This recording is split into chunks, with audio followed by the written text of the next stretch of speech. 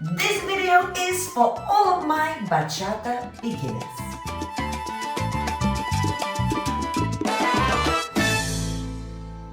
Hello everybody and welcome to my channel. Rasa the dancer is here and I am talking to you from Lithuania. So I'm visiting my parents, but of course I'm thinking of you as well. Recently I have made a video about salsa beginners. What do you need to know? How long you need to stay in the level? What kind of steps you need to know in order to know whether you finish with the beginner's level? So today's video is the same but for bachata. It is a little bit different for bachata than for salsa, so make sure you watch this video till the end and see if you are ready to move on to the next level or should you stay longer in the beginners. Okay, we are about to start, but very quickly I want to show you we have a visitor who's watching me making this video right now, and that is Bella, my cat. Bella! Bella!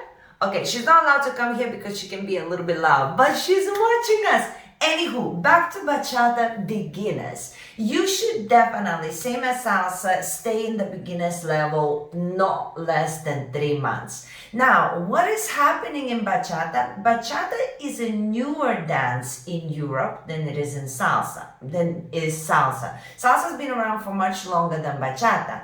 So bachata tends to have a little bit less structure than salsa. Salsa's been around for so many years that we have a bit more structure on what the beginner level should look like. But bachata is newer and many different teachers doing many different things. It can be a little bit manic. So you have to be patient. If you're going to the same place over and over again, you will find that things will repeat themselves, but there will be also new stuff as well. If you go to different places, you might actually notice that some beginners level have much more stuff and some beginners level have only basic stuff. So you have to kind of assess the situation, but you have to stay at least 3 months in the beginners level. Don't rush, give yourself an opportunity to explore and see how much there is to it. And I promise you, you will notice that certain things, even though they repeat themselves, certain techniques are different according to who you're dancing with. So please stick around, don't rush. 3 months minimum in the bachata.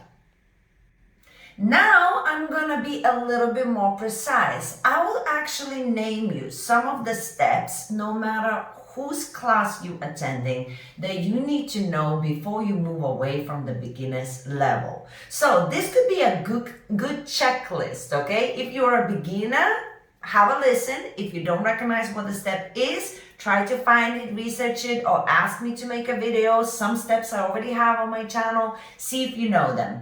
And if you've been dancing for a while, let's see if you actually know them. So, in the beginner's level, you need to know your basic step sideways, your basic step forwards and backwards, okay? That's a given. Also, your basic step on the spot. Then you should also know your basic traveling turns to the right and to the left. Then, of course, you have to know your piccola, you have to know your box step, you have to know your time step, or otherwise known as step tap, or las pies, depending where you are, in which country, how they're gonna name it. But it's basically a step tap on the spot. And for body movement, you should definitely know how to rotate your shoulders backwards, lead or follow the movement shoulders backwards, and some basic hip isolations and good shift of weight. So when you're traveling through your basics or you're doing your footwork, you need to know how to shift your weight correctly so that your hips would be able to move to the correct direction. So that is the minimum amount of things that you need to know in and out before you move any further. Okay, so this is a big one. Can you lead anybody outside the class? Or can you follow anybody, not just people that were in your class? So this is the important bit, because no matter how many months you are in the beginner's level or whether you know all of the checklist, if you cannot lead followers outside the class, like some random people that you don't know, that means you haven't got it yet. It's much easier to lead the followers who are in the class with you because they have an expectation of what you've done. They know what's coming.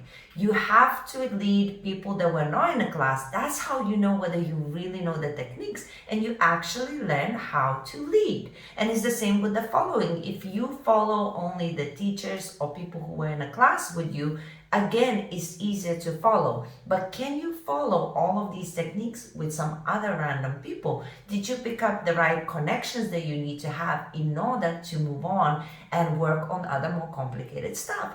So that is the final tip that I can give you that is super important.